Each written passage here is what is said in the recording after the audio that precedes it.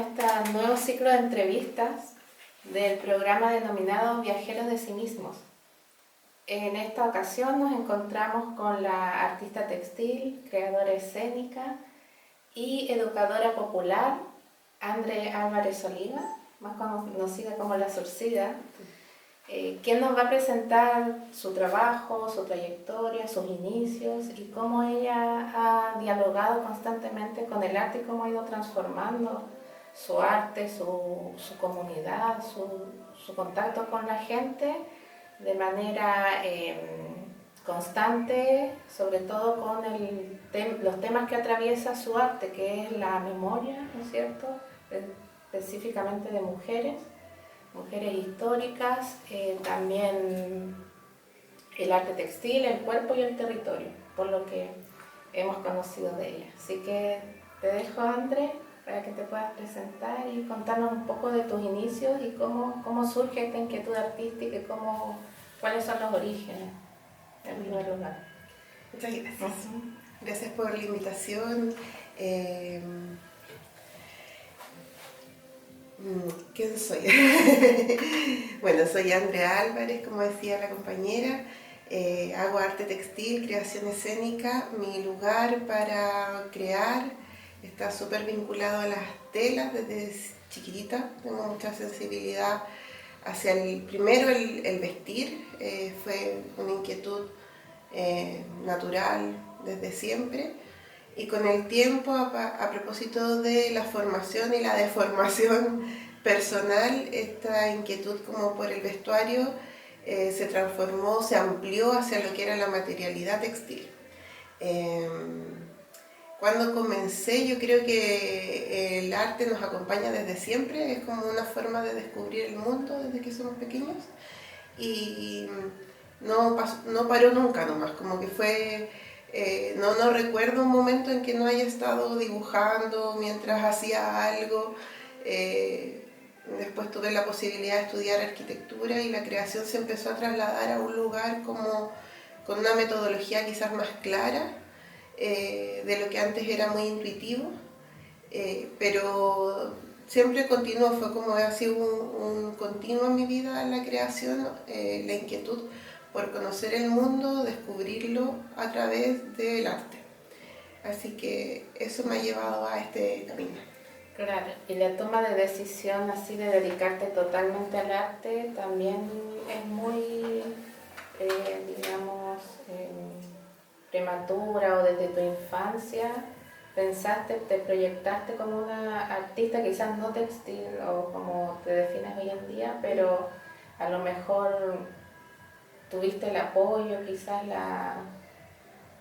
apoyo familiar de alguna manera, porque a veces igual esas son barreras que uno nos va limitando y siempre bueno, a mí me ha pasado que como que nos dirigen un poco el camino. ¿Cómo fue en tu caso, no sé, la infancia o tus decisiones que fuiste tomando ya para dedicarte totalmente como lo haces hoy en día?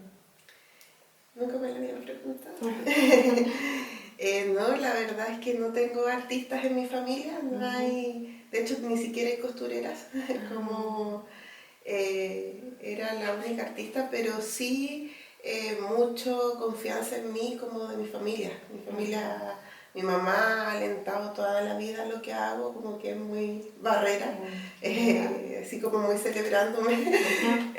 Entonces tuve la posibilidad, yo siento que uno de mis pilares para hacer arte es la confianza, y esa confianza es la herencia de esta crianza como que hoy le dicen respetuosa, pero esta crianza cuidada, amorosa, en el que me permitieron ser lo que yo quisiera ser. Tocó que era artista, pero si hubiese decidido otra cosa, la hubiesen apoyado igual, hubiese sido como deportista, lo que fuese, hubiesen estado felices porque me hacían como continuar en el área que a mí me generara interés.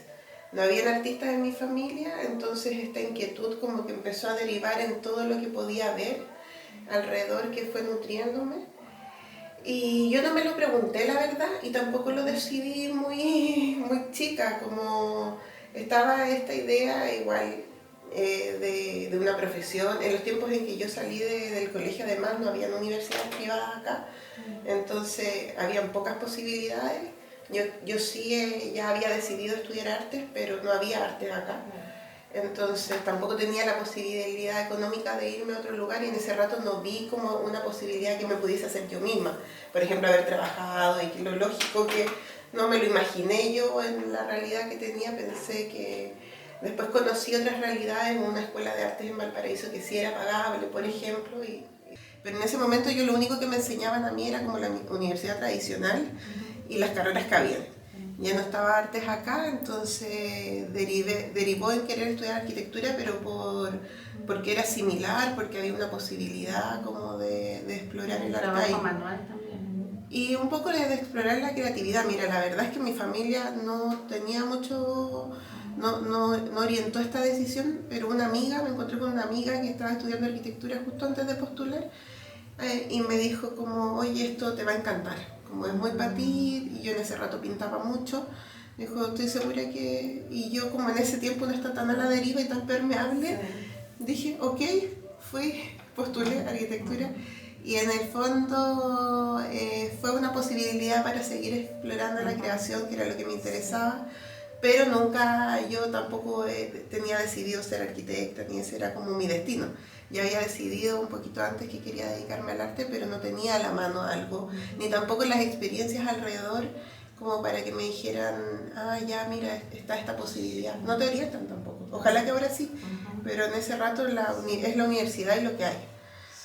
Ahora hay más información tal vez, entonces quizás los jóvenes pueden tomarse un tiempo, los que tengan la posibilidad, y investigar más tal vez. Sí, bueno, otra consulta es cómo ha sido tu educación, quizás en el sentido autodidacta, porque al parecer no hay muchas artistas textiles, o por lo menos acá en la región, que se dediquen quizás como tú, que puedan vivir o hacer muchos proyectos en el sentido de lo que tú has desarrollado. Entonces, o quizás también están muy, ¿cómo se llama? Sin mucha visibilidad. Entonces, eso quería consultarte, si tu formación en el ámbito como artista textil se basa en ese conocimiento más autodidacta o de acuerdo a lo que tú has, o también hay una formación, digamos, una educación más formal, si has tomado talleres, cursos. ¿Me puedes contar? En realidad, la formación del arte está como, para mí, bueno, por eso también me declaro educadora popular. Yo creo que uno aprende de todo el mundo todo el tiempo, como estoy muy permeable a conocer otras experiencias, por lo tanto sería muy reducido pensar que solo me he formado sola, porque me he formado me he nutrido de muchas otras artistas, muchas mujeres que, de hecho, cada una de las personas a las que yo también les he hecho clase me ha enseñado cómo poder ir enriqueciendo lo que hago y he encontrado un sentido.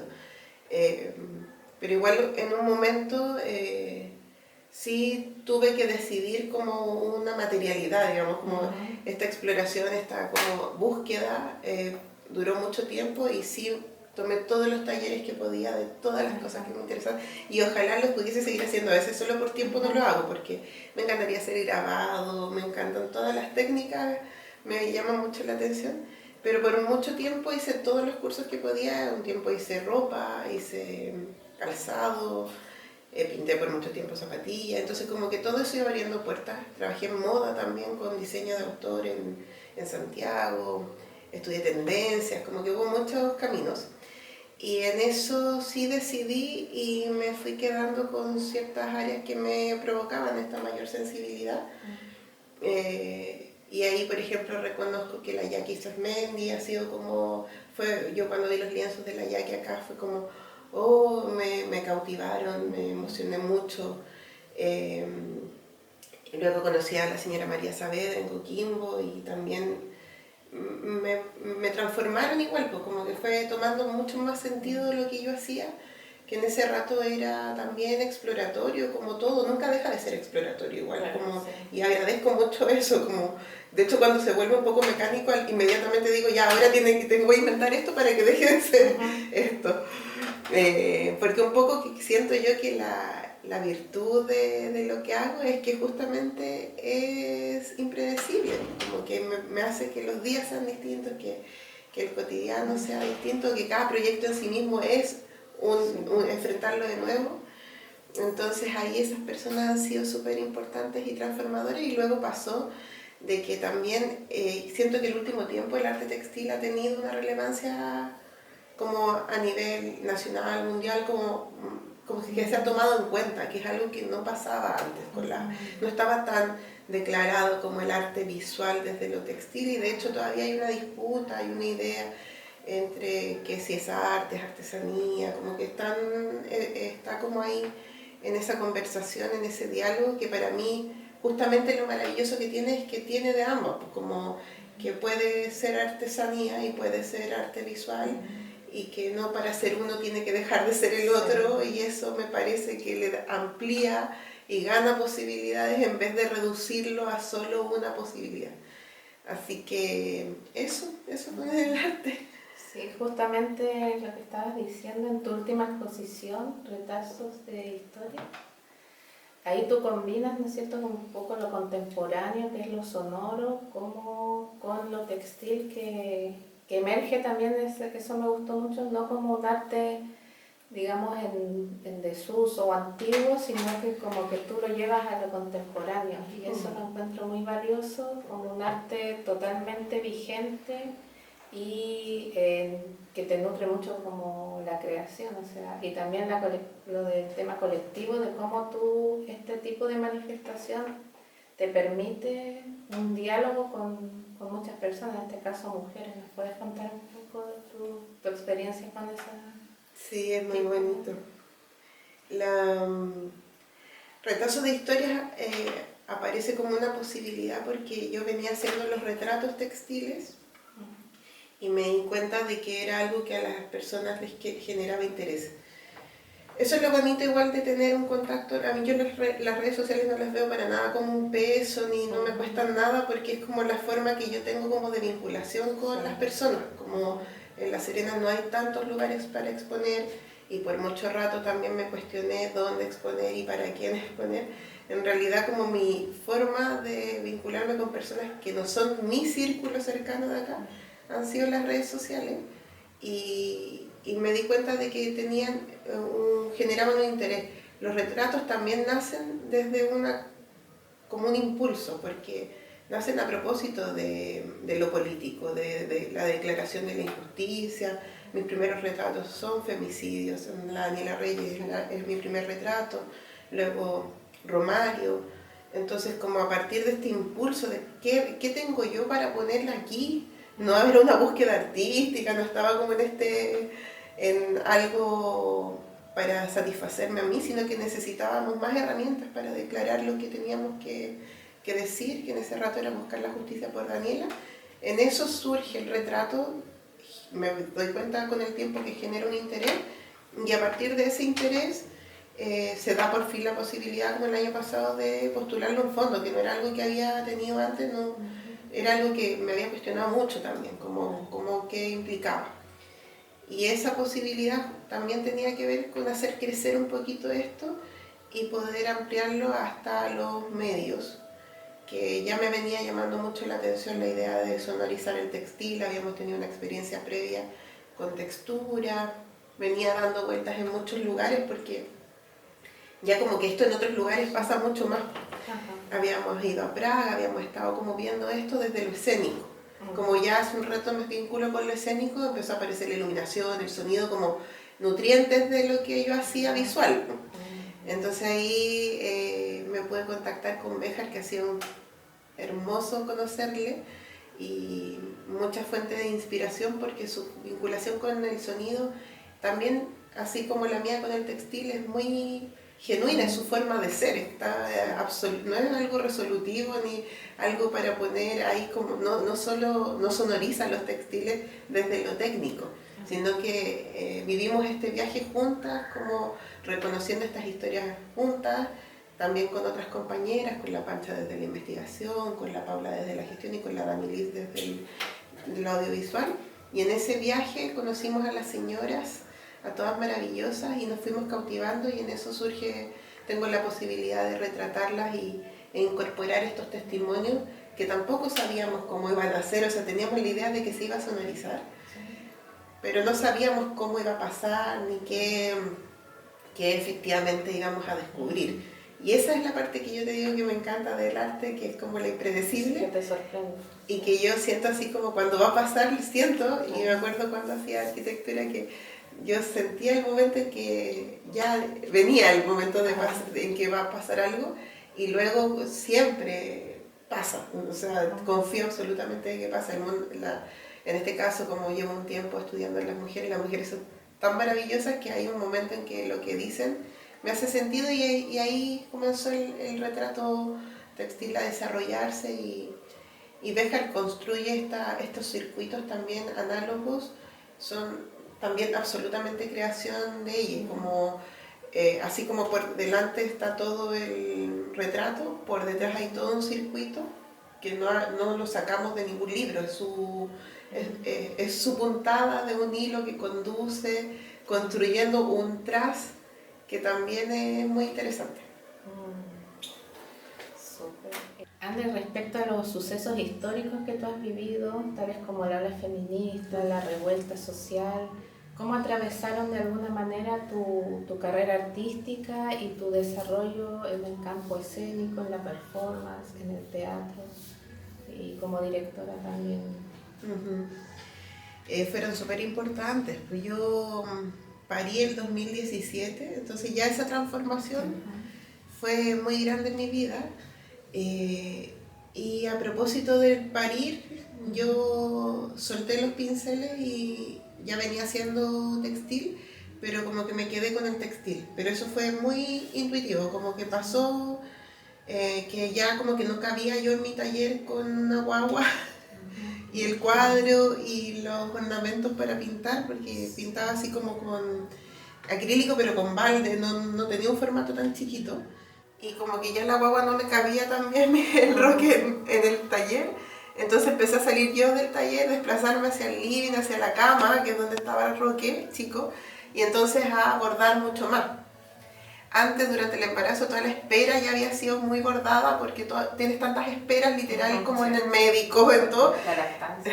Entonces todos esos momentos era el textil blando, me era mucho más fácil de ponerlo en el cuerpo, luego de andar con él y estar como bordando.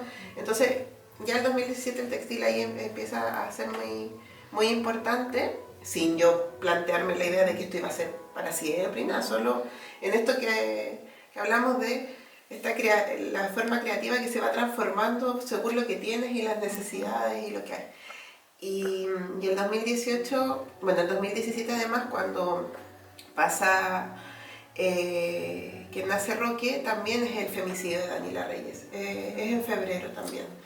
Y eso también decanta en un activismo acá bien importante, que ya venía, por supuesto, tenía una relevancia, tiene una historia en las chiquillas, pero yo no estaba acá, yo no vivía acá.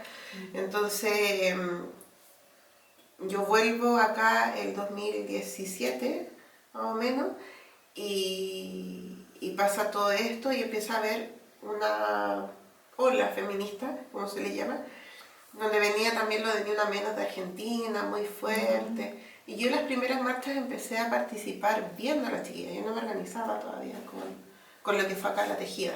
Además me viene muy bien el nombre. La tejida feminista. Y las vi participar. Obviamente me pasaban cosas. Yo recuerdo una acción que van con sus capuchas moradas y el fuego, y yo estaba con Roque, aquí lo estaba porteando y las miraba así con una admiración.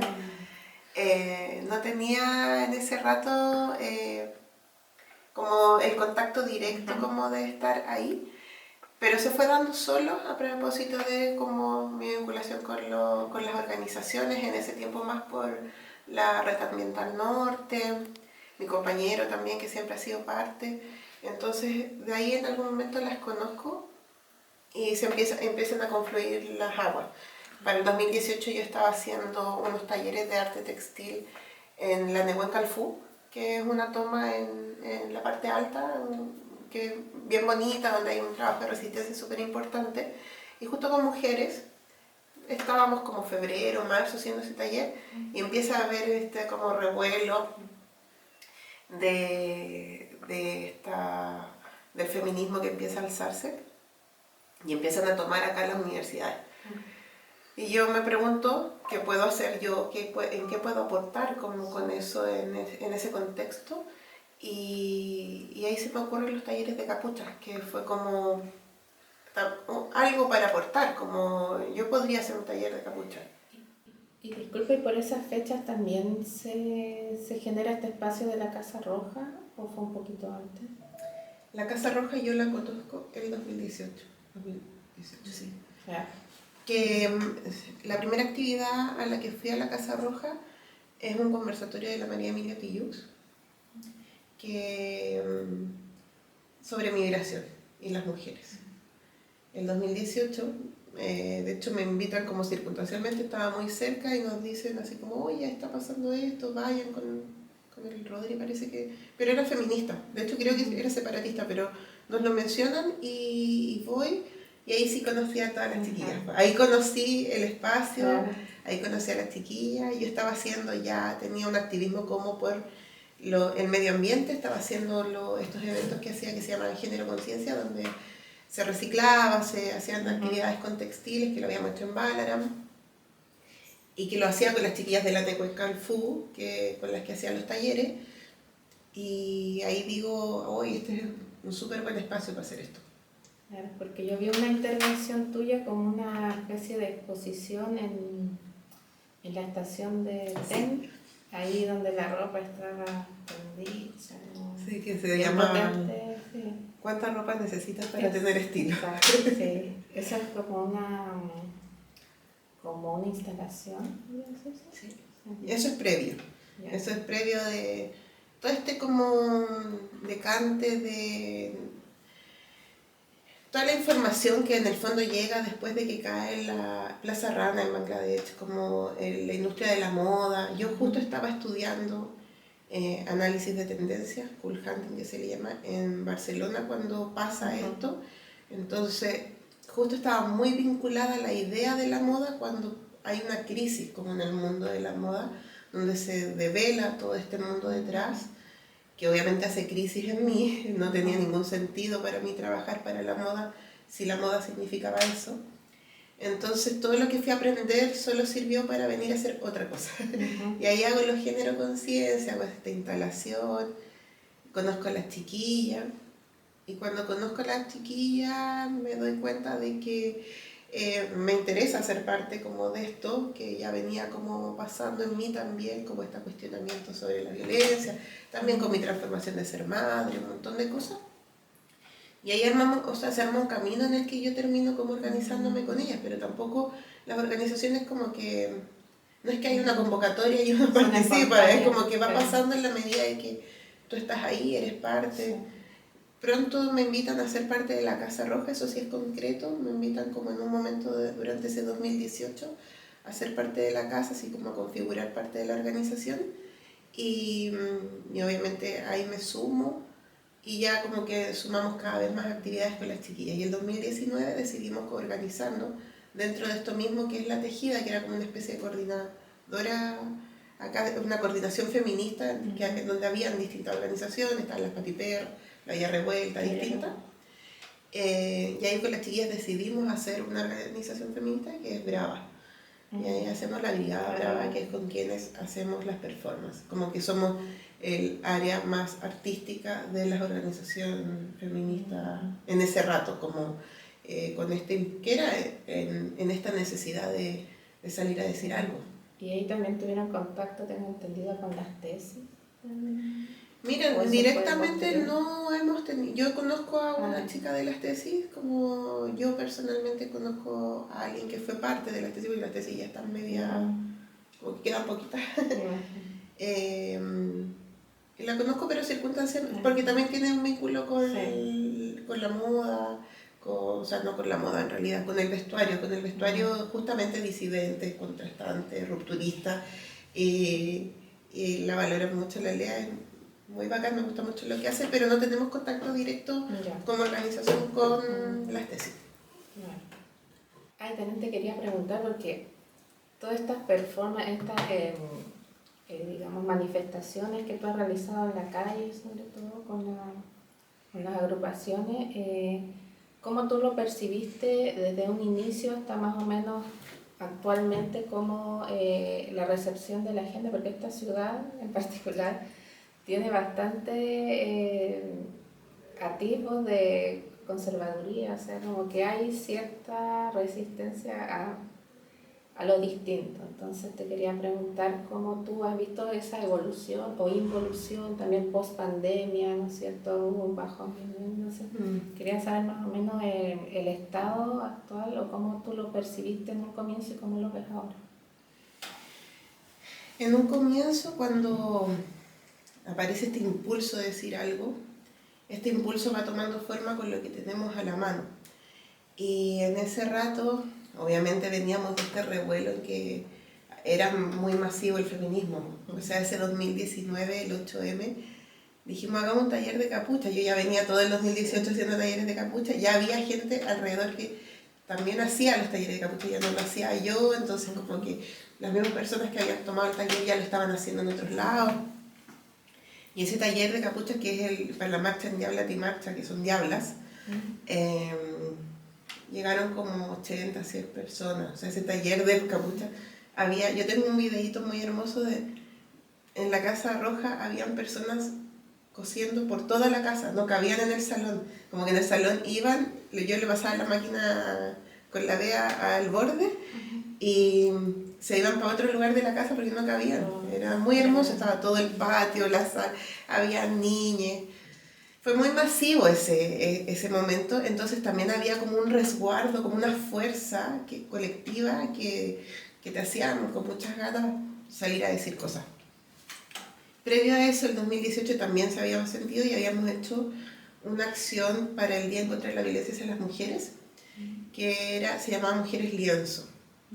Yo había estado circunstancialmente ese año marchando en Santiago en alguna acción, en algo, y había visto en la mitad de las chiquillas peladas como marchando, y yo decía, esto no va a pasar allá.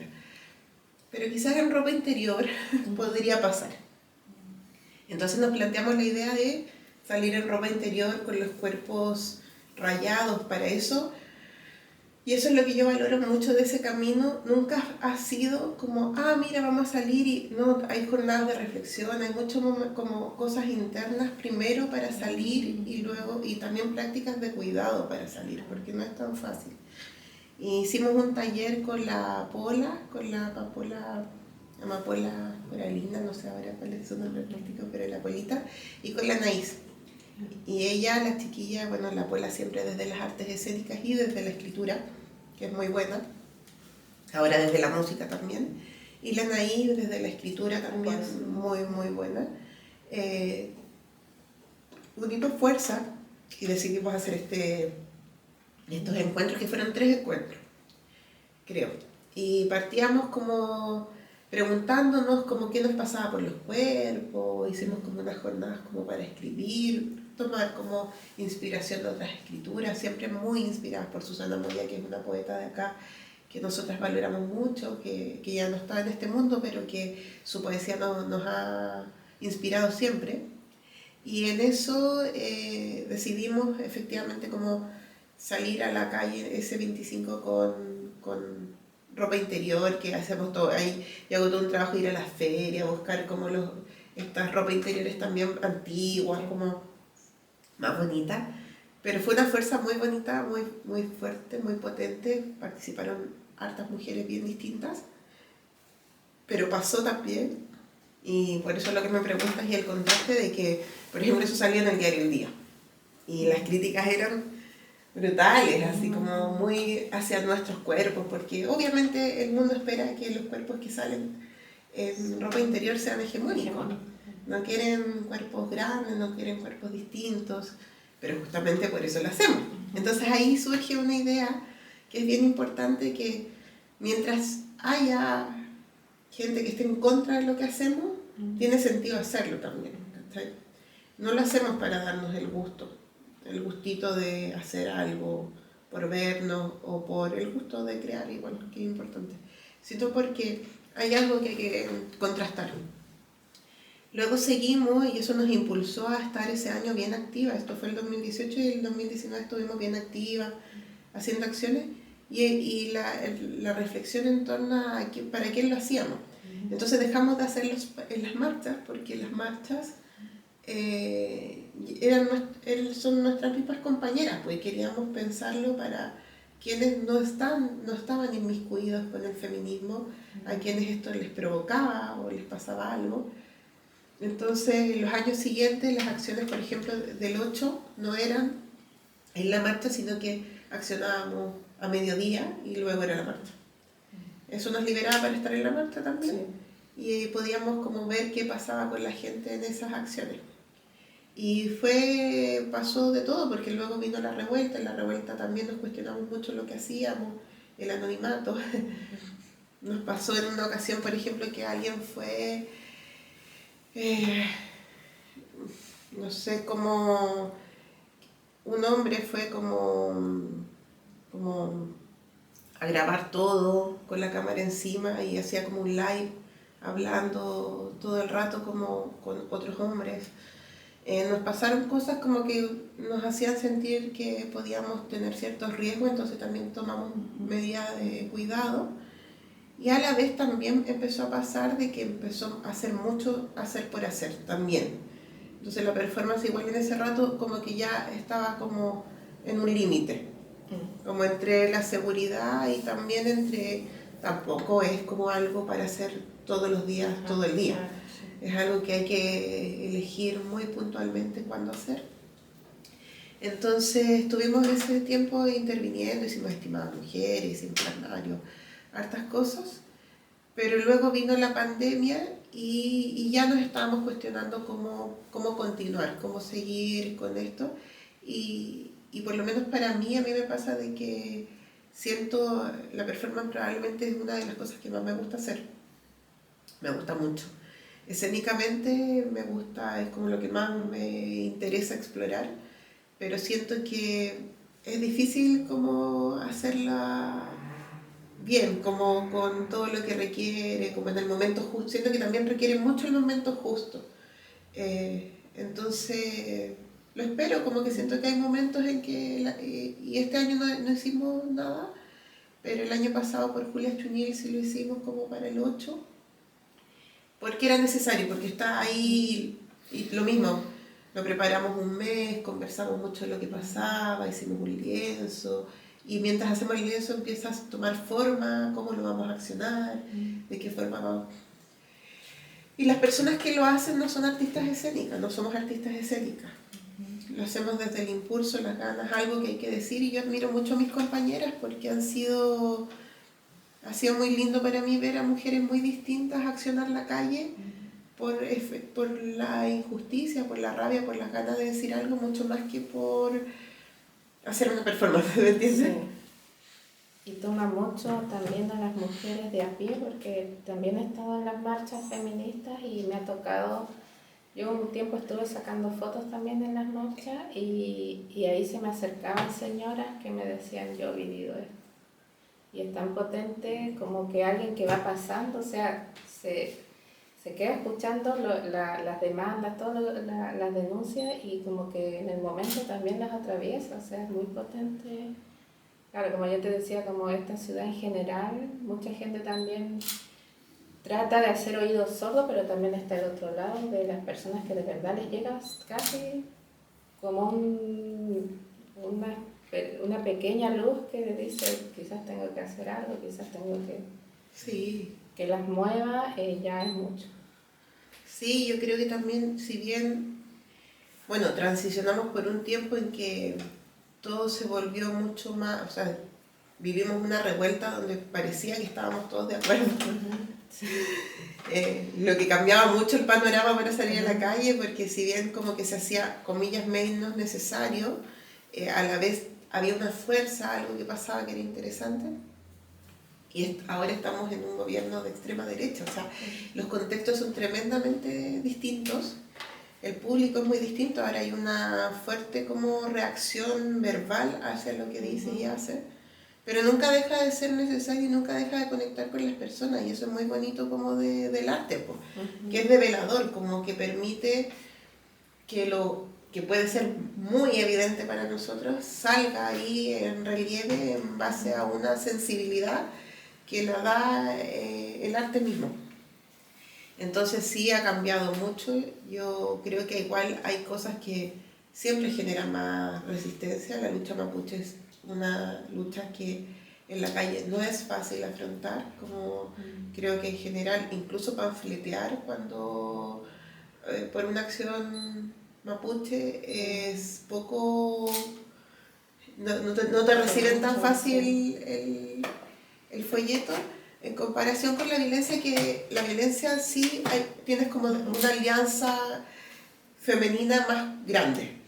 Hay un montón de mujeres que se vinculan con eso. El aborto también genera ciertas resistencias. Pero ahora ya este periodo vamos a ver qué tal. Yo creo que va a ser complejo la calle. Sí. Se viene un periodo bien complejo, y que también creo que es importante el cuidado, como ser consciente y aprender de la experiencia pasada. Exacto. Como si sabemos lo que puede pasar, entonces el momento justo. Hay que esperar el momento justo para accionar. Sí. Y justamente esos aprendizajes en lo que derivó después, porque quizás, claro, lo mismo de la organización también es sumamente importante, lo que tú dices, cómo tú te has organizado con las demás compañeras, ¿no es cierto? Que es un trabajo que toma tiempo, también hay ciertos diálogos que se tienen que generar, reflexiones, entonces, sí, muy importante. Te quería llevar igual un plano al tema de la maternidad, hablando de feminismo, de cómo tú has compatibilizado la maternidad. Bueno, ya me mencionaste un poco de esto que pasaste de la pintura, que era algo más, digamos, más invasivo. Más tieso. Sí, más tieso, y también yo me imagino por los pigmentos como más... Sí. La maternidad respecto a tu creación, tu proceso creativo, tu relación con en este caso tu hijo Roque, y cómo él ha influido de cierta manera, o tú has tomado ciertos aspectos que quizás en tu arte puede ser nutritivo también. Sí, pues la maternidad es tan transformadora que yo creo que deambulé como un par de años después de que parí sin entender mucho quién era ni qué estaba haciendo. Porque además es un tiempo bien extraño, porque el bebé te requiere harto, entonces, y efectivamente mi corazón y mi cuerpo estaban en eso, no tenía tanta cabeza para pensar en quién me estaba convirtiendo, como que lo viví nomás. Tuve la oportunidad de vivirlo bien bonito, pero bien intenso igual, y con las matices y la complejidad, la luz y las sombras que todos tenemos. Pero sí transformó primero este vínculo con la materialidad, que era lo que te decía, como empezó a hacer el textil mi compañero, andar como con... Porque nunca dejo de hacer, como no hay ningún periodo de mi vida, sea crisis, felicidad extrema, sea lo que sea, siempre estoy como con un cuadernito, con una cámara, como que algo tengo que estar haciendo. Entonces en ese periodo fue el textil mi compañero, y Roque en sí es pura inspiración. O sea, yo creo que sensibilizarme con las formas de descubrir el mundo, por un lado, que es muy inspirador, de cuando una personita está descubriendo el mundo, y tener la oportunidad de acompañar ese camino, es muy hermoso, muy inspirador, pero es muy demandante también, entonces obviamente requiere ese tiempo. Y por otro lado, sensibilizarme con algo que nunca había mirado desde ese lugar, que es con la práctica de los cuidados. Como a mi mamá parecía fluirle muy bien la maternidad, entonces no la vi en las crisis que son naturales de la maternidad. Probablemente las tuvo, pero yo no las supe. De hecho, nunca se enfermaron las mamás. No, pues, todavía. Entonces, descubrir el peso también de la maternidad me hizo ser mucho más empática. Eso es muy transformador para mí, con todas las situaciones que vivimos las mujeres. Como en los talleres, por ejemplo, probablemente antes yo no hubiese pensado que en mis talleres hubiesen niños. Como tomando las talleres, no sé, cuando yo participaba de las cosas más vinculadas a la moda. Todas las mujeres con sus guaguas al lado. No me lo hubiese imaginado, si te soy honesta. Ni siquiera me lo cuestionaba. Yo ahora hago mis talleres pensando en que sí o sí van a haber niñas. Como en mi vida están incorporadas las niñas, también incorporada como el saber que les puede pasar algo si tenemos un compromiso, que es lo mismo que me pasa a mí. Yo hago un compromiso y pienso, bueno, si se enferma Roque, veré qué hago. Como que siempre, sobre todo en este periodo, como junio, julio, tienes que pensar como en esa alternativa porque así es nomás. Eso ha sido muy transformador para mí, siento que es una empatía muy como genuina, como si alguien me dice, pucha, no pude ir porque pasó esto, mi hijo se enfermó, es como, obvio, no, obvio que sí. Y así luego decanta en otros cuidados, que son como los cuidados, obviamente, de adultos mayores y los cuidados de la tierra, como el hacer visible un lugar de cuidado que no era visible y que es visible para mí desde la maternidad, pero que justo tiene que ver con el feminismo, que para mí yo como que parí a Roque y fue como el momento en que el feminismo toma una fuerza acá territorialmente y también en mí, entonces siempre están en vinculación esa idea de que quien cuida a las que cuidan, en que estamos como a cargo de muchos cuidados. También los niños, por me pasa con mi hijo, que viven mucho el presente, entonces también a uno como que de repente una vez está mucho en otro lado y el niño te trae el presente, entonces tiempo presente. También es, sí. Y eso yo creo que es algo que yo igual me cuesta y me gusta habitarlo con Roque, pero casi que lo planeo, como que digo ya, hoy día, por ejemplo, hoy día en la tarde voy a estar con Roque y voy a estar en tiempo presente, porque las otras veces, como una además estás a cargo de los cuidados, vives muchos tiempos que no son los tiempos para él, en que él te acompaña, o sea, muchas veces Roque me acompaña a hacer cosas que son mías, entonces él está ahí al lado, pero no estoy yo presente con él. Entonces yo planifico y el arte me permite sobreexplotarme un día. Ayer trabajé hasta muy tarde para hoy día en la tarde poder estar con él en tiempo presente, compartir, invitar a unos amigos, jugar con sus amigos, como yo poder participar de eso.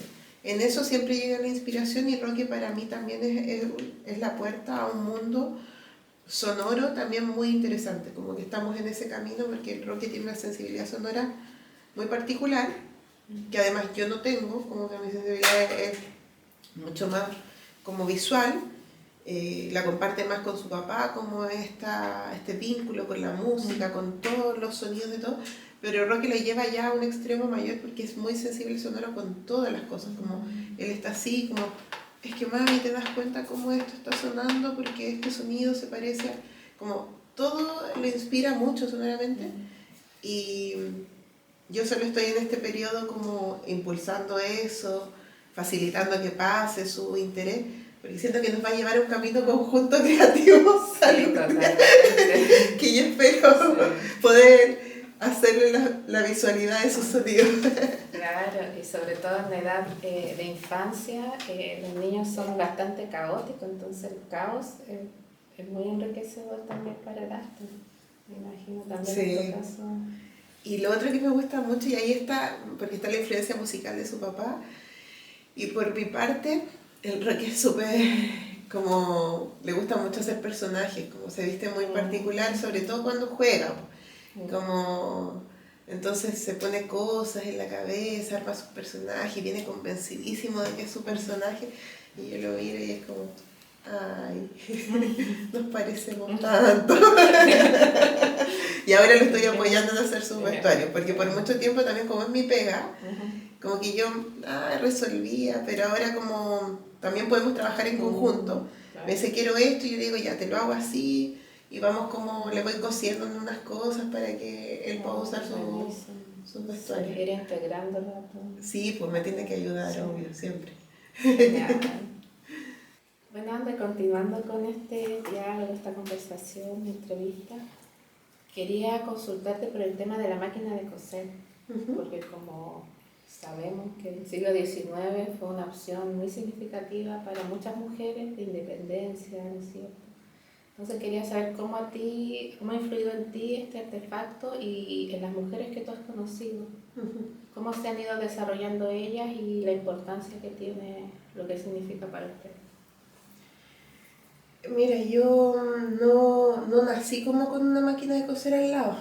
Mi vinculación como venía desde el vestuario, de la moda, luego el vestuario.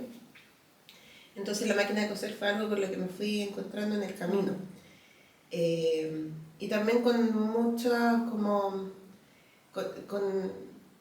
entendiendo todo este camino en que se había transitado luego como de la revolución industrial y de que la máquina de coser había permitido también de que las mujeres pudiesen trabajar. Bueno, de algún modo las mujeres siempre le habían hecho la ropa la hacen primero la ropa a la familia, ¿cierto? Y luego como que se genera un trabajo a partir de eso, pero que eso también decanta en una revolución feminista, o sea, son las mujeres costureras las que se levantan a principios del siglo pasado demandando condiciones laborales más dignas. Entonces, desde allí como que mi vinculación con, por ejemplo, Esther Valdés de Díaz, que es una costurera histórica, sindicalista en Chile, que lucha como por estos derechos, empieza a ser muy relevante.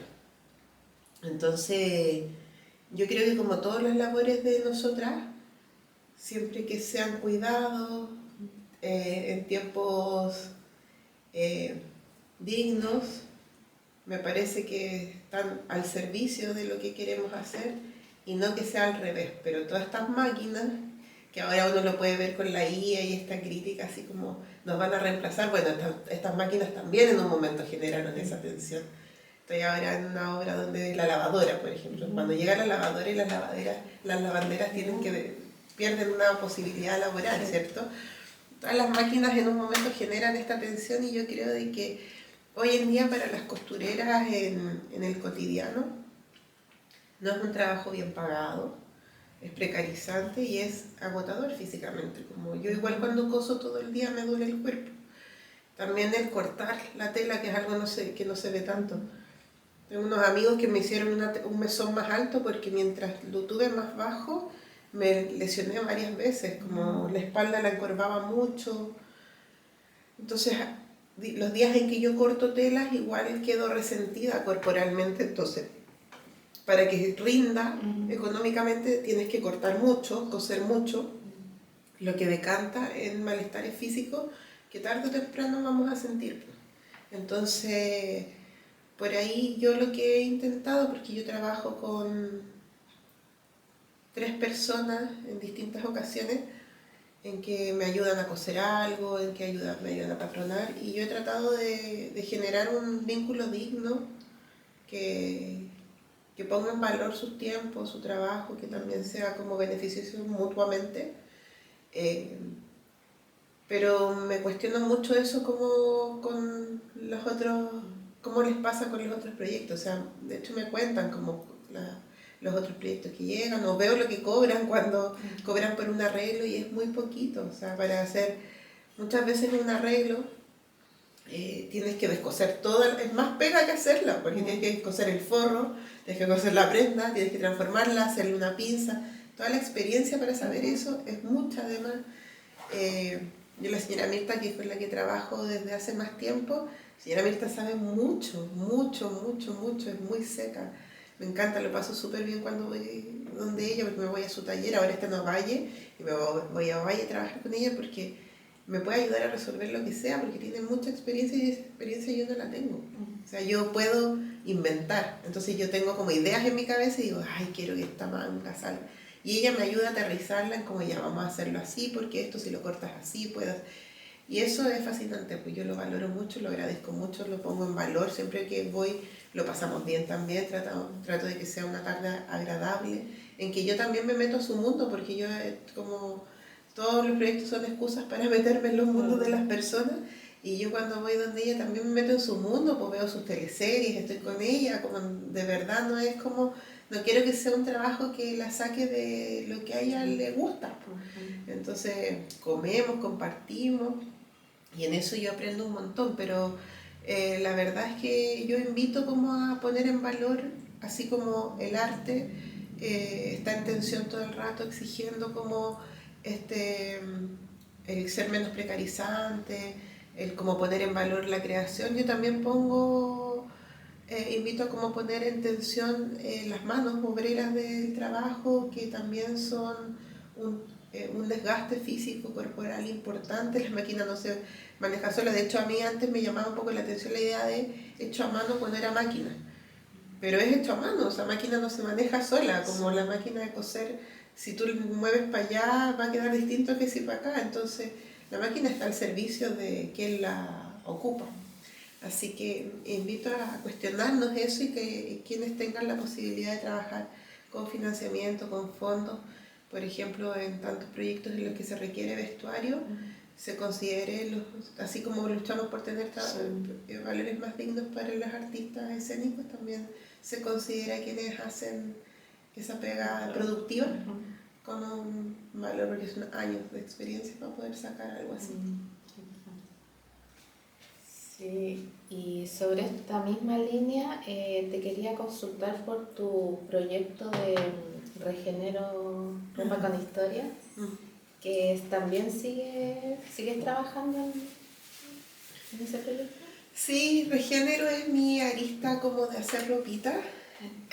Regénero o Regenero. Tiene las dos posibilidades, me gusta. Yo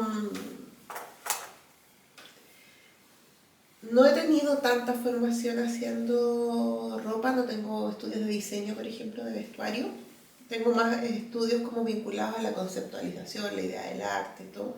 Tengo mucha experiencia aplicada con la señora Mirta, que yo creo que es mi gran maestra de las costuras. Y tomé cursos de confección también con la Laura. En pandemia aproveché mucho el tiempo de pandemia, entonces ahí hice ropa. Y eso ha sido bacán y sigo experimentando. Como, obviamente es práctica, como todas las pegas así. Es práctica, cada vez que coso me doy cuenta. Ayer mismo estuve armando, me hice este bitle y había perdido el molde, entonces lo tuve que hacer de nuevo. Y el primero me quedó suelto, entonces dije, no, tengo que hacer esto. Como todo el rato, igual mientras estoy haciendo, lo transformo y veo cómo de qué forma lo puedo mejorar. Entonces hacer ropa para mí, primero era porque me quería hacer ropita yo, y luego lo vi como una posibilidad de ampliar mi ámbito laboral y sacarlo que nunca va a estar fuera de eso, pero de lo político netamente, porque me pasa a mí con mis obras, que como están vinculadas políticamente a muchas cosas, a lo que pasa, no tienen un valor. Es como que yo no podía venderle el textil de una chica que yo bordé. De hecho, los bordados yo no me los dejé por mucho tiempo, porque el de la Daniela Reyes lo tiene su mamá, el de Romario lo tiene su mamá, como son bordados que además el de Romario lo hicimos colectivamente, ni siquiera es mío. A veces yo soy guardiana un tiempo, pero pasan por otras vidas, pues entonces no me quedaba con ellos, y otros como que no me hacía sentido vender algo que va mucho más allá de mí. Entonces necesitaba inventar algo que también pudiese generar recursos, y ahí se me ocurrió la idea de separarlo, y por eso también está separado, para que poder generar algo que fuese comercial y que no fuese solo a mi público, y poder ampliarlo un poco también. Pues entonces también eso me permite poner otros valores, porque ha sido todo un camino para mí ponerle valor a mi trabajo, porque para mí es carísimo, pero a mí no tiene valor. De hecho, me ha pasado que me han pedido como comprar algo y yo les digo, es que no lo vendo, pero es que no lo vendo, como que no puedo ponerle valor, y si lo pongo, porque tengo que ponerlo así como porque queda en una exposición y eso, lo pongo alto, porque para mí es muy difícil, no voy a conseguir esas telas de nuevo, es irreproducible, y eso hace que sea mucho más caro.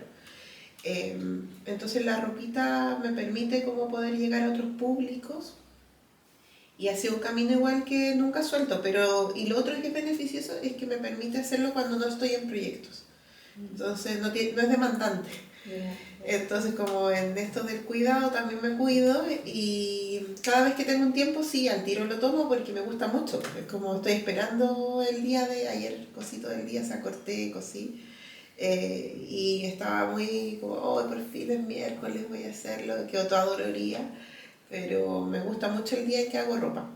Y en este contexto además actual del arte, me interesa también tener esta lista, porque yo igual soy consciente de que es probable que tengamos una baja significativa en proyectos y tengo que tener un área que tienda a algo un poco más comercial, que es un comercial con cuidado. O sea, yo hago súper pocas prendas, no voy a hacer más de 10 en una colección porque no, justamente vengo de este camino que critica la moda y que piensa de que las cosas son para siempre y que no hay que consumir por consumir, que es un camino en el que yo también me transformé, porque como me gustaba la moda, yo también fui de las personas que le gustaba comprar, estaba el verde flúor y quería algo verde flúor.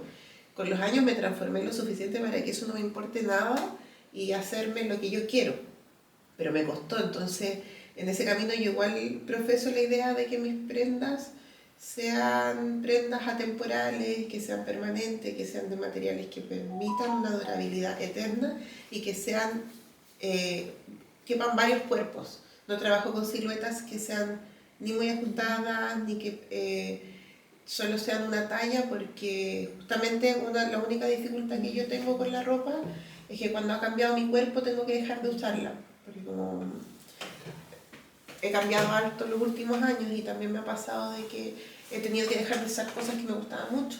Entonces trato de hacer cosas que sean lo suficientemente amplias, pero con algo que se pueda ajustar y que pueda facilitar esos cambios, y así alguien tenga una prenda, si tiene una prenda mía, que la tenga para siempre. Ojalá. Sí, justamente te iba a consultar por el tema de los cuerpos, la diversidad de cuerpos, porque lo que me comentabas antes de estas performances, ¿no es cierto?, que la gente esperaba cierto tipo de cuerpos en la calle. Entonces, también, ¿cómo ves tú si es que ha evolucionado de alguna manera la percepción de la gente o en general el mercado, si se ha abierto un poco a una diversidad mayor de cuerpos, o es meramente por marketing o en general? No está esta apertura todavía, no sé, acá en Latinoamérica o en Chile. Yo lo que creo, lo que veo, es que la apertura existe desde las personas. Como admiro mucho a las chiquillas ahora, como ponerse cosas diversas. Yo crecí en una Serena súper aburrida, súper fome. Mi inspiración vino siempre de la ropa usada, porque acá no había nada cuando yo era chica. Como había muy poca, estaba Fiorucci en Coquimbo. Habían un par de tiendas que tenían un poco algo. Muy chica me compré un sombrero con una flor en la cabeza. Se rieron de mí por años. Entonces había muy poca diversidad y había mucha crítica de tus pares hacia esa diversidad. Había muy poca, entonces era muy criticada. Hoy en día veo que entre pares es mucho más aceptado. Espero, lo que yo veo, porque también uno tiene un límite, pero lo que yo veo es que hay muchos más cuerpos distintos y muchas más expresiones distintas de esos cuerpos, de esas corporalidades, de esas manifestaciones. Veo que en sus vestires son mucho más propositivas, sobre todo los más chiques. Y ahí siento que están pasando cosas súper interesantes que me gustan mucho ver. ¿Cómo lo recibe el resto? No lo sé, porque todavía habitamos un mundo que es bastante tradicional, ahora habitando también este contexto político, y probablemente hay mucha gente a la que hace resistencia a eso, pero sí está más el impulso de contradecirlo, incluso desde, quizás incluso más desde el vestuario que desde lo verbal, como de declarar un poco físicamente estas diversidades que a veces no tenemos los suficientes espacios para que eso quede expuesto también verbalmente, o manifestaciones culturales y de otros tipos. Pero sí lo veo harto y me parece que está bueno que pase, ojalá que pase más. Las marcas, ¿cómo lo hacen? Sí, por las marcas. Yo soy súper desconfiada de las marcas. Yo creo que es marketing. Siempre Sí. lo que les gusta a las marcas es una diversidad hegemónica. Cuerpos grandes, También curvilíneos. apropiación cultural también Un bastante. montón. De hecho hay unas como sesiones de fotógrafas que salieron como con la IA que me generan así como... Porque claro, se nota como que le dicen como ya, que sea como latinoamericana, que sea, pero es una Barbie, Sí, Barbie Teresa, como Barbie, sí, es la o misma sea, es la lógica. misma lógica, igual que los cuerpos grandes son los cuerpos grandes con cintura. Yo tengo un cuerpo grande que no tiene cintura, como que justamente ese es mi desafío en el vestuario, ¿cierto? Y yo busco, me hago cosas con pinzas, cosas grandes, porque desafío y transformo mi cuerpo, pero no, ese cuerpo no cabe en las revistas. Igual yo para mí no existe tampoco ropa en el retail, como, menos mal que no me interesa, pero si fuera probablemente iría solo a frustrarme, porque mientras fui con un cuerpo mucho más pequeño, ya me frustraba. O sea, siempre sentí que no cabía. Cuando era chica igual tuve como en un momento un problema como alimenticio que yo creo que casi todas las mujeres tenemos en un momento de la adolescencia. Dejé de comer, hice mi huelga de dejar de comer todo. Y en ese cuerpo que tenía no iba a las tiendas y nunca me quedó un pantalón bien de largo con bien de cintura. Todos me quedaban gigantes de largo y sí me quedaban bien de cintura. Y eso, con ese cuerpo, o sea, ahora es imposible. Entonces, eso, mientras no lo cambien de verdad, cambien el tallaje de verdad y no para las fotos bonitas, y los cuerpos acá en Latinoamérica son distintos y las siluetas que nos llegan son las siluetas europeas. No tiene ningún sentido como que no hagan una silueta acá. Ya con que la produzcan en China o en otros lugares me parece terrible, pero además que para quienes la producen no la producen para nosotras. Sí, y justamente el arte en general está muy atravesado por esa estética europea, porque yo lo veo también en los libros infantiles, que ahora estoy metiéndome en el mundo editorial, y también, o sea, niños con la nariz respingada, o sea, yo nunca he visto, nunca me he sentido representada tampoco por esas estéticas, entonces uno así va descubriendo que en realidad es muy poco lo que a uno nos representa. Sí, pues, a mí también me pasó cuando yo pintaba, como que tenía una tendencia a llevar la ilustración que hacía a una estética mucho más eurocentrista y mucho más depurada. Y yo siempre he sido así, pues, como bien barroca para mis cosas. En la universidad también me costó. Yo agradezco mucho en el proyecto de título que mi profesor, como que me criticaron por los colores, que era un proyecto, una escuela de artes en unas ruinas de Coquimbo, una escuela de artes abierta. Me dijeron, pero ¿por qué usas tantos colores? Y que él dijo, ella es así. Y yo, así. Nada más que decir, solo soy así. El tiempo que yo estudié estaba muy de moda en la arquitectura, estaba dando y el minimalismo. Se volvió todo muy pulcro, ahora está así en la moda. Y yo nunca he sido así, entonces en ese camino en que también el feminismo me abrió a darme cuenta de que a dónde pertenecía yo, el vivir fuera también influyó mucho. Viví en Barcelona 2 años y eso me permitió, amaba estar allá, era muy lindo, muy multicultural, pero también me hizo darme cuenta de que yo no era eso, pues, evidentemente, ¿cachai? Como con todas las tiendas ahí, trabajando para moda igual, me daba cuenta que yo no era eso y cuál era mi potencial. Y volví, me lo cuestioné y lo depuré mucho y para mis retratos vi mucho a la Brigada Ramona Parra. Cuando hago los talleres de retrato textil les digo, busquen referencias no en el textil, busquen referencias en la ilustración, en el arte. Vean otras posibilidades, porque yo decía, ¿cómo puedo llegar a rasgos más latinoamericanos? Y fue como mirar nuestro arte en Chile, como tenía el cartelismo de los 70, ¿cachai? Como estas caritas muy, estos diseños muy, como muy marcados, plumón grueso, y ahí como que empezó a salir un trazo que para mí fue develador y que era mucho más fácil convertirlo a piezas textiles.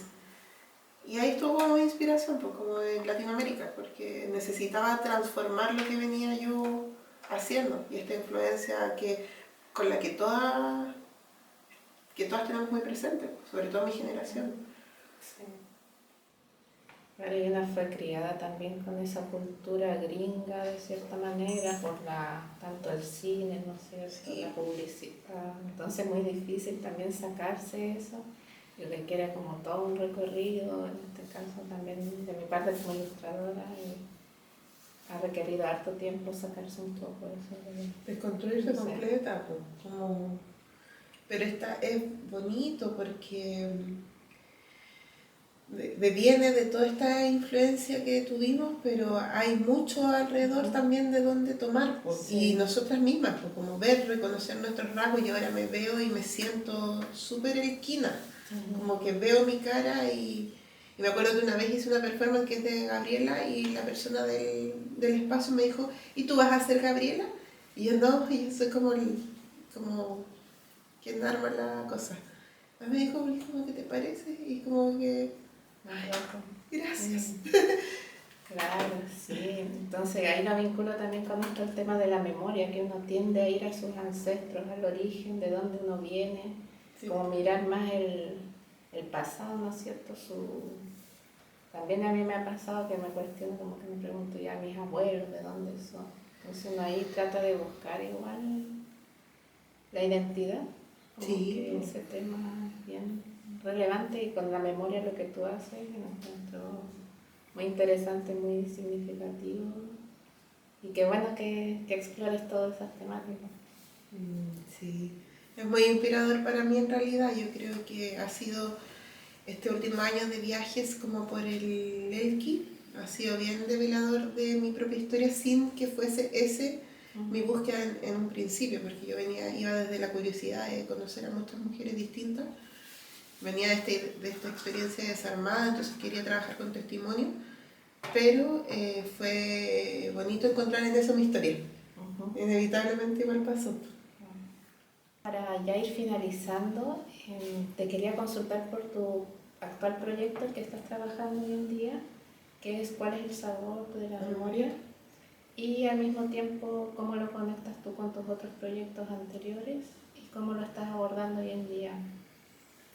Sí, ¿cuál es el sabor de la memoria? Es el decante de estos otros dos proyectos que son retazos de historia y cuál es el sabor de la memoria.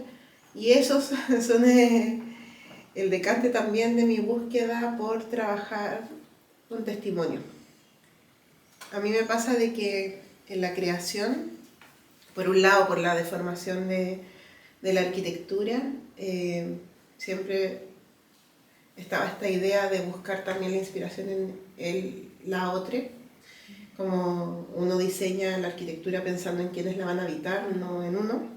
Y por otro lado el arte me pasa de que se mira mucho a sí mismo y no sé, no logré sentirme tan conectada a esa idea, a pesar de que cada vez que uno testimonia, uno pasa por, es como si fuese un colador de esas historias, ¿cierto?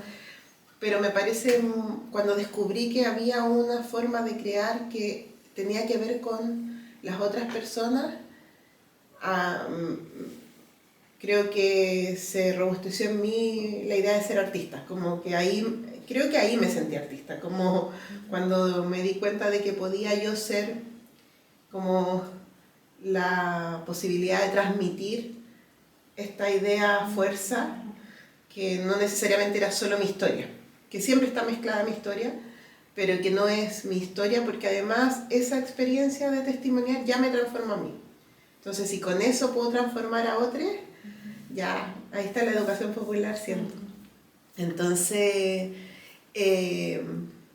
venía con la idea de los testimonios, venía trabajando con los testimonios a partir de Desarmadas, luego busco esta posibilidad con retazos de historia, y cuál es el sabor de la memoria viene de esta experiencia de ir y testimoniar a las mujeres y darme cuenta de que siempre la comida era maravillosa, que no podíamos ir a testimoniarlas y, por ejemplo, ir a comer a un restaurante al frente, como era un financiamiento, era como, necesitamos factura, pero la señora cocina. Era como hacemos esto. porque ¿cómo no vamos a comer su comida? Si ella es su historia, está vinculada a su comida. Entonces pasó de que siempre era muy importante, porque voy a lugares rurales, también llevo un tiempo como en la búsqueda también de mujeres en lugares también no hegemónicos, descentralizados. Y en esa ruralidad obviamente cada una ha construido sus distintas formas de sobrevivir y sostener la vida, y tienen que ver con sus propios huertos, con su propia comida, y eso me pareció muy fascinante. Entonces empezó a nacer la idea de, entonces ahora que todos estos testimonios no sean necesariamente un retrato o una obra, sino que cómo hacer que todos esos testimonios terminen siendo una obra, que como se construya un todo a partir de muchas voces.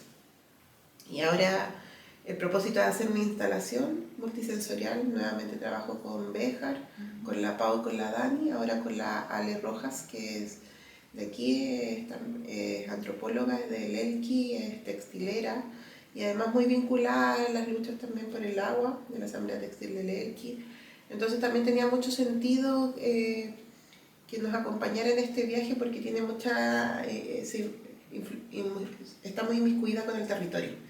Y este viaje es por todo el Elqui, desde la precordillera hasta el mar, porque ahora también queremos llegar al mar y poder ir viendo, ir descubriendo qué cosas han permanecido en el tiempo de la cocina, qué cosas han cambiado y qué cosas se unen y cuáles no se unen entre los distintos territorios, porque además es muy cambiante el Elqui, como que tiene mucha variedad. Entonces de eso va un poco la idea, esta vez también incorporando el centro, porque también está la idea de que no buscamos que sean las mujeres que han tenido reconocimientos en la cocina o que tienen una idea de la cocina particular o patrimonial o se consideren cocineras, sino más bien justamente el cotidiano. Distintas mujeres que sostienen la vida de distintas formas, muchas veces precarizadas, muchas veces como con muchas dificultades, pero encuentran su forma y construyen algo con eso.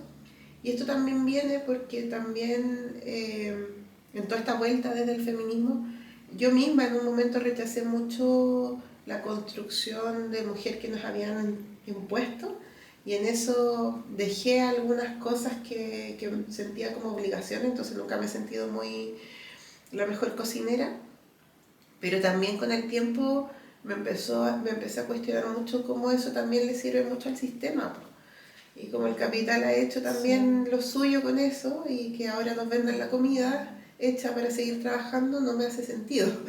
Entonces poner en valor también esa historia de quienes han sostenido nuestras propias vidas y que muchas veces sí tienen un lugar de reconocimiento. Así mi mamá sí tiene ese lugar de reconocimiento, o sea, pero mi mamá es feliz cocinando y yo soy feliz comiendo su comida, pero además creo que es buena. Entonces creo que merece ese reconocimiento de la comida en su vida.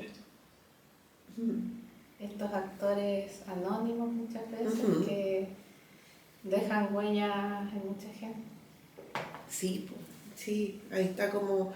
Entonces, cuando uno construye un proyecto así, vas en la búsqueda de lo que va a pasar, de la magia de lo que va a pasar, que es muy bonita, pero también sea tu historia, y he pensado mucho en la torta que me hizo mi mamá todos los cumpleaños, y estoy convencidísima de convencerla de que este año me haga la misma torta que me hacía cuando yo era chica, porque, bueno, sin manjar, pero inventaremos algo. Pero quiero volver a sentir, porque tengo la oportunidad de volver a sentir ese sabor que para mí era muy importante. Pienso en mi abuela haciendo el choclo y todas estas prácticas que un poco se han perdido, porque yo cuando vi que ahora el choclo lo molían en las jugueras fue como, ¿qué? Si era como la magia de hacer, que se juntaba toda la familia para moler el choclo, y ahora es como mecánico todo porque es funcional, porque tenemos que trabajar, como si fuera eso para liberarnos el tiempo, porque alguien ahora salía como esta idea de como, ¿por qué la IA no reemplaza esas cosas? como si nos liberara para descansar. El tiempo de ocio. O del tiempo de criar como más presente de repente, porque claro, nuestras madres quizás tuvieron mucho tiempo en la cocina o en quehaceres del hogar, pero no, pues lo liberaron para que tuviéramos que trabajar más.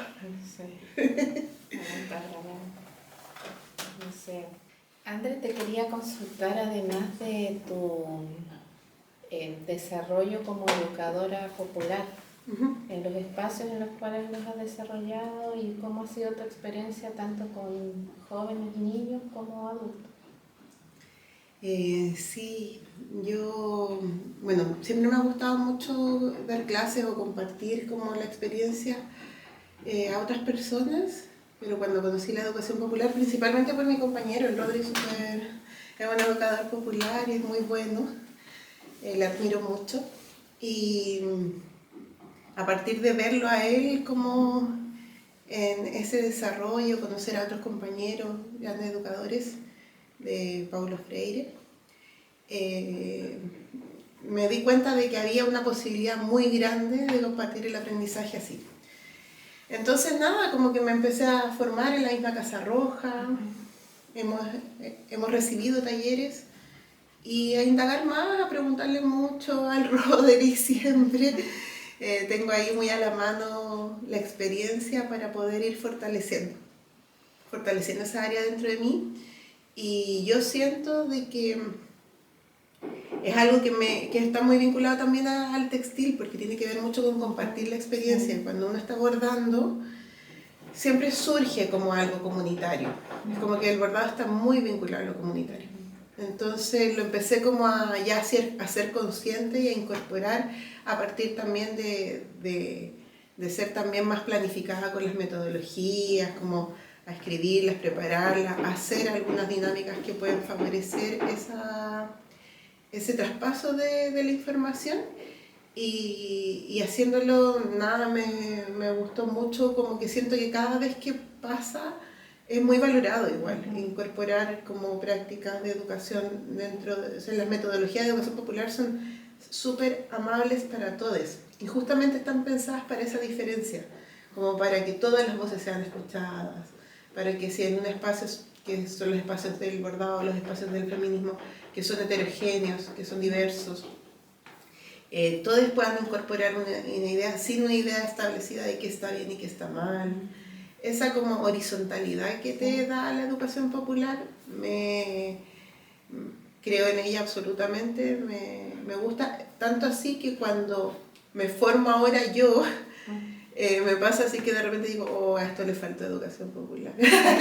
Como esto mismo con un poquito más de... Con otro enfoque. Con un enfoque un poco más como hacia el todes, porque uno siempre está aprendiendo, o sea, uno siempre que toma un curso, no sé si te ha pasado, no solo esperas aprender de la persona que te lo está dando, te estás rodeado de muchas personas que lo viven. Claro. Entonces quieres también aprender de esas personas, tienes una oportunidad de aprender de esas personas. Sí, saber qué están pensando, cómo ellos los atraviesa la experiencia, entonces todo eso enriquece. Siempre es enriquecedor, y también probablemente en uno también hay mucho que entregar, entonces creo que todas esas dinámicas, esas posibilidades permiten una apertura, y creo que además es transformador, porque si eso pasa sería el mundo distinto, como todos nos escucharíamos más, todos tendríamos más conciencia de qué le pasa al otro. Entonces yo creo que no solo lo creo como una herramienta como para la educación en sí misma, como las metodologías en una aula, por ejemplo. Yo creo que la educación popular se lleva a todo. Es tan transformador en mí como la maternidad. Como es otra forma de enfrentar la vida a propósito de asumir que estamos aprendiendo todo el rato y que también estamos entregando todo el rato. Por ejemplo, esto mismo como de las entrevistas, probablemente antes me costaba mucho más, porque después que fui consciente de que había que compartir, lo dejé de ver como algo así como que me incomodara, ¿cachai? Y de entenderlo como conversar. Sí. Bueno, agradecemos mucho esta instancia de conversación, de saber un poco. Sabemos que estos tiempos son limitados, los de André. Tiene muchos proyectos, muchas ideas que son para nosotros bastante interesantes, para compartirlas, por eso nos motivó mucho venir acá a su taller, ubicado en La Serena, ¿cierto? Y estamos muy contentos, muy agradecidos. Y además te cedo la palabra entonces, André, ya para finalizar, por esta gran experiencia de profundizar un poco en tu arte. Sabemos que hay mucho más que hablar y quizás en algún futuro podamos seguir conversando. Muchas gracias por la invitación. Hemos compartido también no solo este espacio, sino que también yo siento que son compañeros de ruta para lo que creemos, los cambios que necesitamos en este mundo. Entonces agradezco el poder estar aquí conversando, la confianza, y espero que se vengan bonitos proyectos, que me imagino van a haber otras invitadas también muy interesantes para escuchar, así que eso, muchas gracias. Bueno, este es mi taller, mis máquinas. Esta es la mesa alta que decía donde corto. Y acá está, intenta hacer un muro de ilustraciones, pero que termino dejando como estos murales de moodboard. Empiezan a quedar los rastros de lo que estoy haciendo, los mitad de molde, los diseños. Acá tengo algunas cosas que he hecho. Esto, por ejemplo, son algunos retratos que los iniciales, yo cuando hice, por ejemplo, el de la Daniela Reyes no me lo dejé, entonces hice algunos que eran para mí, este es uno de los primeros, que es Lemebel, y después hice a Macarena Valdés. Entonces aquí estaba como explorando estas posibilidades. Esto fue cuando la asesinaron, era como un aniversario. Llevaba poquito tiempo, sí. Yo lo hice el 2020. Cuando falleció Luisa Toledo y el de Julia Chuñil. Entonces este formato como que me permite hacer algo en el momento, el impulso, ¿cierto? De decirlo. Y... André, ¿y tu nombre, La Surcida, cómo nace? En ese rato pasó de que había fallecido mi abuelita, la Lidia, que yo siempre le dije a la Lidia, así que es extraño decirle abuelita, y escribí un poema, estaba tomando un taller con la Anaís, y este poema, o este texto, no sé si era un poema, hablaba sobre el surcirme, esta herida. Además, la Lidia había fallecido con una herida, tenía una herida a partir de un cáncer que tuvo a la piel, entonces hablaba de la herida, del surcir. La Anaís me lo alcanzó a corregir, alcanzamos a hablar sobre eso, y en eso fallece la Anaís, entonces como que decantó en mí como un estado de dolor en el que yo, a propósito de la misma muerte, las bordé a la Lidia, bordé a la Anaís, hice un retrato de ella, y me di cuenta que ese ejercicio de bordarla era surcirme a mí misma, y ahí me puse la surcida.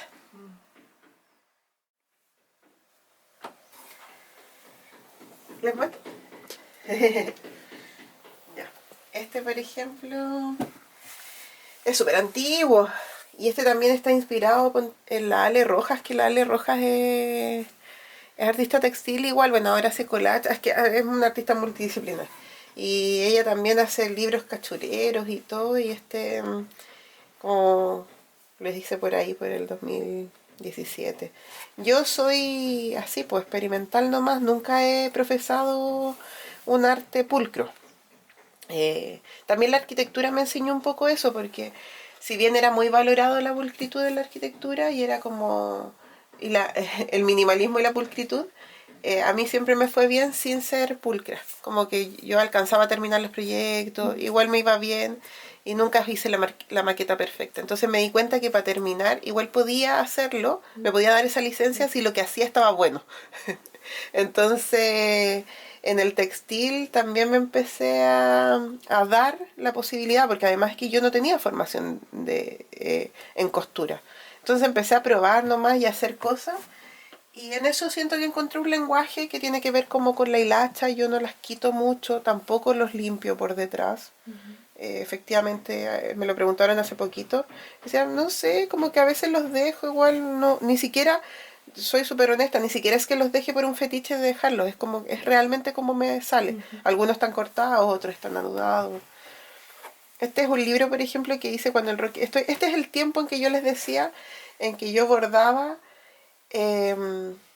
porque lo tenía él acá al lado y tenía que hacer algo creativo, porque si no me moría. Y bordé las palabras que él aprendió a decir. Entonces era el lon, el shalo, que era el dinosaurio, los jebos, que eran los juegos, el jugo, que era el jugo. Y esto yo lo hice en ese rato por entretenerme, por probar puntos. Es como un muestrario, pero que quedó como un hermoso registro y quedó, es muy tierno porque quedó Tita, que es la teta, quedó a medio bordar. Y lo dejé, como está ahí oxidándose, eso no... Dejé de bordar en el momento que estaba bordando la tita y simbólicamente quedó ahí el día en que dejé de dar teta, supongo. Y así fui explorando. Lo que me pasó con la arpillera, que es la técnica que yo uso. La arpillera es una técnica de bordado que es de retazos de tela, ¿cierto? Y estos retazos de tela se unen con este punto que se llama festón, pero que yo le digo punto arpillera, porque es propio de la arpillera en Chile. Y este tipo de bordado es de Chile. Y nace en dictadura como una forma de, en un principio, de sostener la vida de las mujeres y luego como una forma de denuncia. Entonces cuando se dan cuenta de que tiene este potencial, se empieza a vender en el extranjero y les permite a las mujeres que además habían perdido a sus compañeros, por lo tanto no tenían sustento económico, les permite como subsistir. Entonces, este fin político, además de obviamente mi vinculación con las telas y lo hermosas que son, me hace elegirlo como técnica. Como dije, ya, me gustan mucho las telas y esto tiene un sentido político que para mí es muy valioso, así que lo voy a hacer.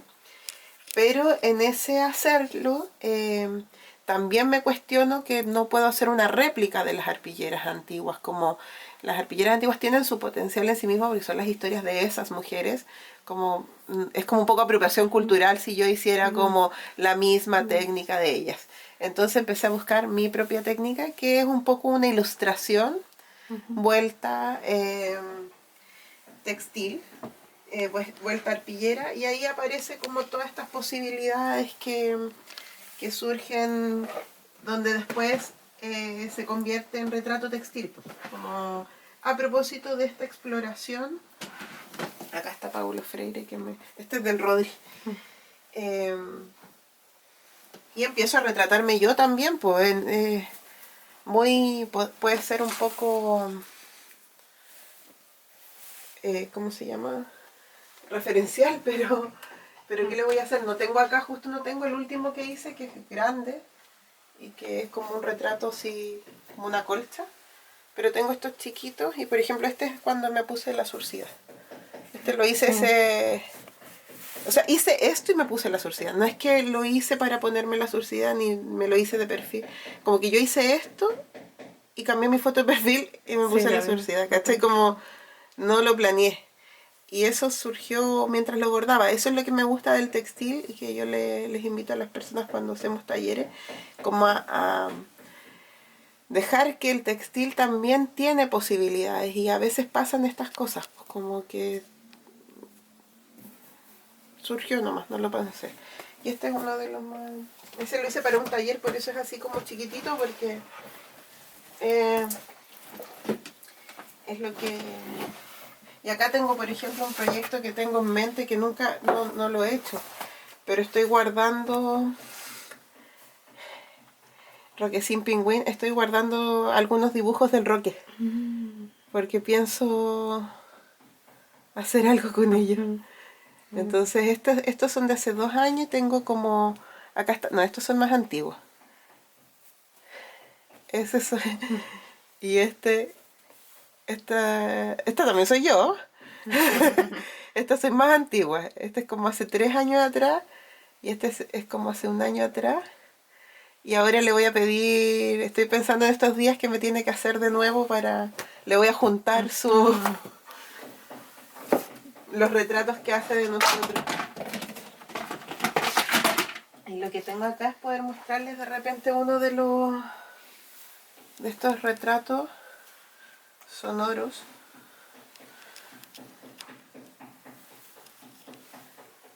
Que son más grandes, entonces... Ah, no, este es el texto curatorio.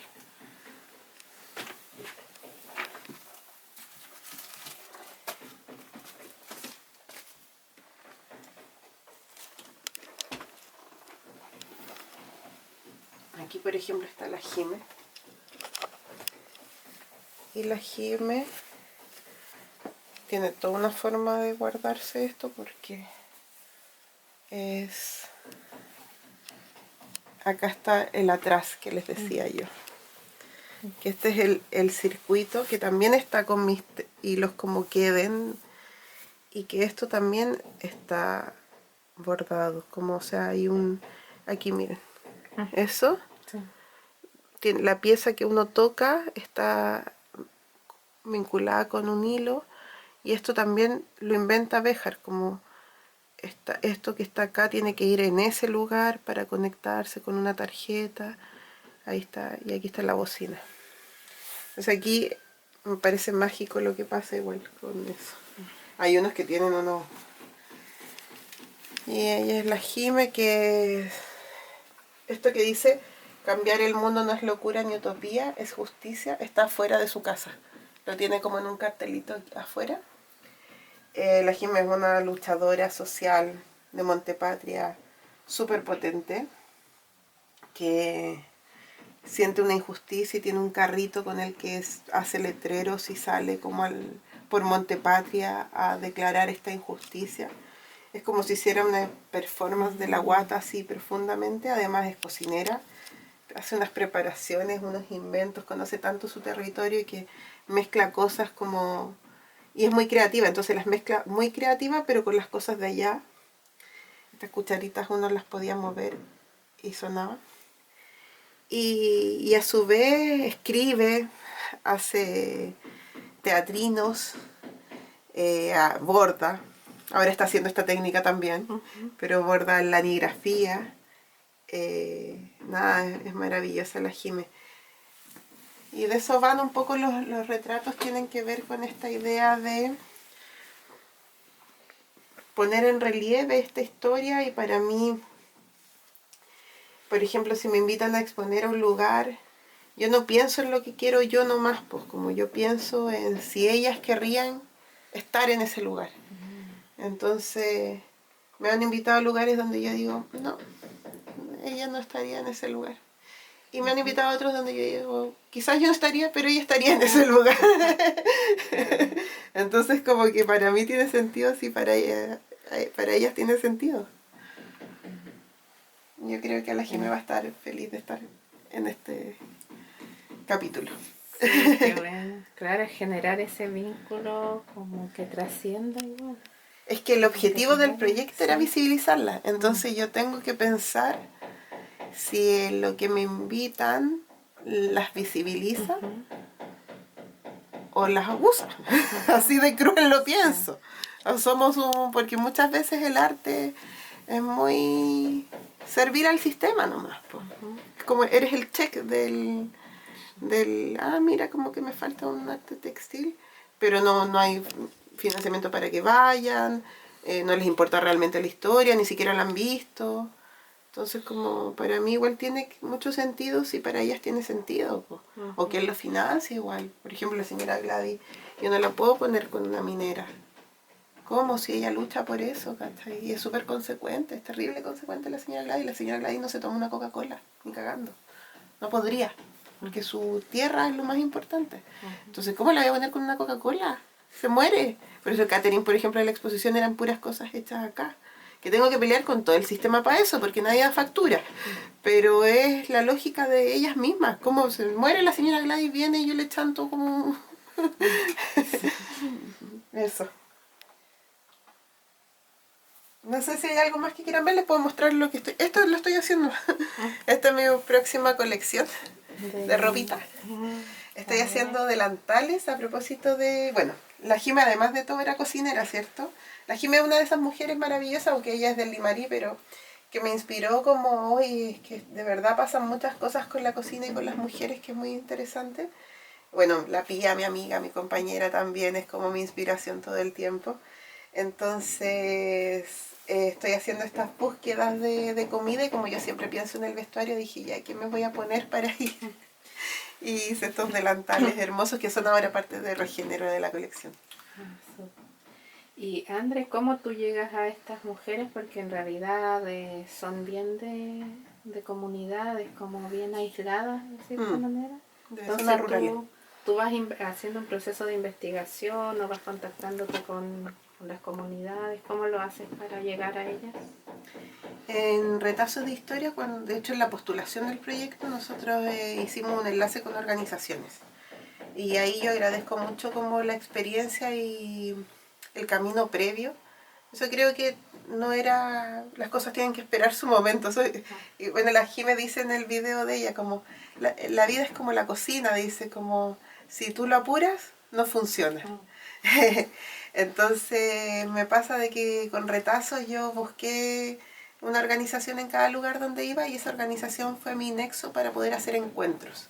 Esas organizaciones me permitieron que yo fuera como desde un lugar como poniendo en valor el territorio, como no ir yo a decir quiénes son las mujeres históricas, ni tampoco yo ir a decir quién va a ir a ese encuentro, como que tiene que fluir en mediación con la organización. Y esas organizaciones han sido el camino de todos estos años en que nos hemos vinculado genuinamente con distintas mujeres. Me ayudaron en el Elqui, la Asamblea Textil del Elqui, por ahí en el Choapa estuvo la Chinchilla Subversiva, y en el Limarí distintas compañeras que han estado en las luchas por el medio ambiente, entonces como que ellas fueron el nexo para poder llegar a ellas. Cuando las conocí, la idea era en esos encuentros declarar a las mujeres, que quedaron unos mapas muy bonitos, que no sé si tengo acá, puede ser que los tenga aquí. Sí, aquí hay algunos. Bueno, unos mapas donde quedaban registradas las mujeres históricas, y en esos mapas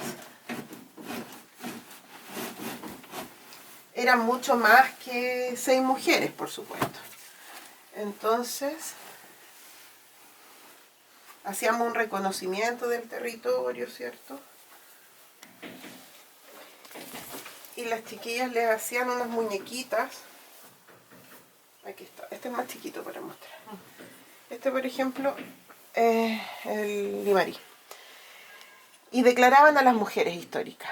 Y yo después con el equipo elegíamos 2, que lo elegíamos al azar, no hay mucho que... Todas son históricas, no es que haya una más que otra. Solo fue como que íbamos haciendo una narración entre todas, como qué cosas tenían, qué cosas nos faltaban.